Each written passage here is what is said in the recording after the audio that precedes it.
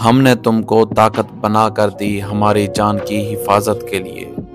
तुम तो हम पर ही टूट पड़े हो यार। ये अब मुल्क की बात है जहां पर पाकिस्तान में आपने देखा होगा इतना बड़ा धरने पे धरना है। आखिर करना क्या है, मरना ही मरना है। कुछ समझ नहीं आ रहा कि आगे क्या होगा। पाकिस्तान में बड़े सगीर का सबसे बड़ा जुल्म इस वक्त इस्लामाबाद में हुआ है कि जहां पर आप लोगों ने देखा होगा कि रात को 10 बजे के बाद जितने भी यूट्यूबर थे, जितने भी बड़े बड़े चैनल थे और जितने भी सोशल मीडिया एक्टिविस्ट थे, उनको ये बोला गया है कि 10 बजे के बाद आपने यहाँ से जल्द से चले जाना है अगर आपको जान प्यारी है तो।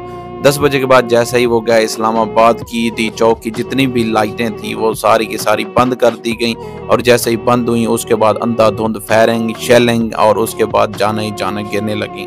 100 से ज्यादा इंसान जख्मी हो गए और जो स्नाइपर ऊपर बैठे हुए थे उन्होंने सरों के ऊपर गोलियां मारी और बहुत सारे बंदे शहीद हो गए। और इस बात के बाद इस तहरीक को बहुत ज्यादा जोर आया। इन्होंने ये कहा कि अब हम पीछे नहीं हटेंगे, हम इंसाफ लेकर रहेंगे। हमारे निहत्ते लोग मारे गए हैं जिनके पास कोई भी नहीं था, जिन्होंने 3 दिन से कुछ भी नहीं खाया।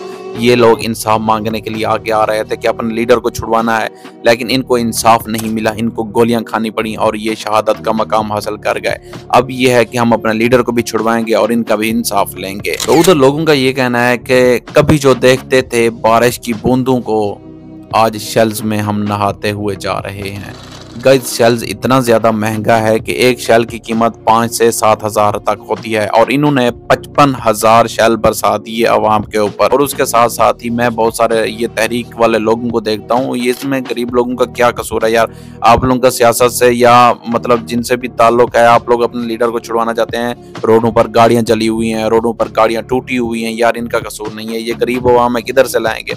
तो मेहरबानी करो, इनको तो कुछ ना कहो। और हमारे सामने ये भी वीडियो देखने के सामने आई है कि कंटेनर के ऊपर जो लोग खड़े हुए हैं वहां पर उनको ऊपर उठाकर वहां से नीचे गिराया गया, उनको जान से मारने की कोशिश भी की गई है, उनको धमकियां दी गई हैं, लेकिन ये फिर भी लोग पीछे नहीं हट रहे क्योंकि इनको इनके लीडर की एक ही कॉल आई है। जब तक वो कॉल नहीं आएगी ये लोग पीछे नहीं हटेंगे और ये कहते हैं कि जब तक हमारा लीडर नहीं आएगा अब हम पीछे वापस मुड़कर ही नहीं जाएंगे। साथ ही साथ अली अमीन गंडापुर साहब कहते हैं कि अब बांग्लादेश का वाकया लोग भूल जाएं कि हम ऐसा वाकया रूनुमा पेश करेंगे कि बड़े सगीर की हिस्ट्री का, पूरी दुनिया की हिस्ट्री का एक बहुत बड़ा वाकया बन जाएगा कि लोगों ने सोचा भी नहीं होगा। और इस बात पर यह है कि पठान कौम हमेशा खान साहब के साथ खड़ी रहती है और ये हुआ है कि पठान कौम अभी KPK की सबसे आगे है और वो पठानों का इतना ज्यादा खून गर्दिश में है, वो कहते हैं हम अपने लीडर के बगैर वापस मुड़ ही नहीं सकते। ये तुम कैसी बातें कर रहे हो? अली अमीन गंडापुर ने यह भी बोला है कि जो लोग शहीद हो गए हैं उनके हर एक फर्द को 1 करोड़ रुपया दिया जाएगा।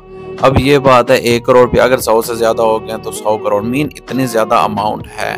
और इन लोगों का कहना है कि बहुत सारी दीवारें हमने सर की, बहुत सारे समंदरों को हमने क्रॉस किया, डंडे खाए, सोटे खाए, लेकिन हम फिर भी पीछे नहीं हटे।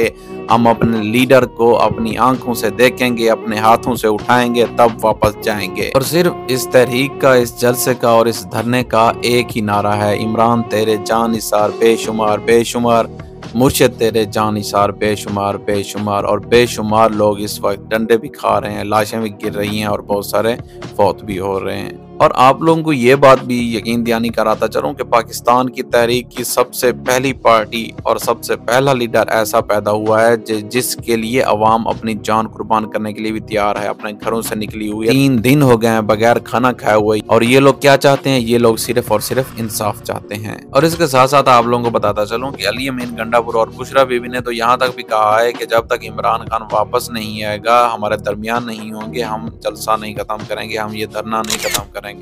आप चाहे हमारी जानें मार दो, हमें कुछ भी कर दो, हम यहाँ से पीछे नहीं हटेंगे। और दूसरी जानब ये भी देखा गया है कि अली अमीन गंडापुर और बुशरा बीबी जलसे से गायब भी हो गए। अवाम इस पर बहुत ज्यादा गुस्सा भी थी। क्यों गुस्सा थी? उन्होंने ये कहा है कि ये गायब हो गए थे क्योंकि जब इनकी गिरफ्तारी आती है ये डर जाते हैं, लेकिन जो खान के जानिसार थे वो पीछे नहीं हटे। मैं तो यही कहूंगा कि अपने घरों से ना निकलो।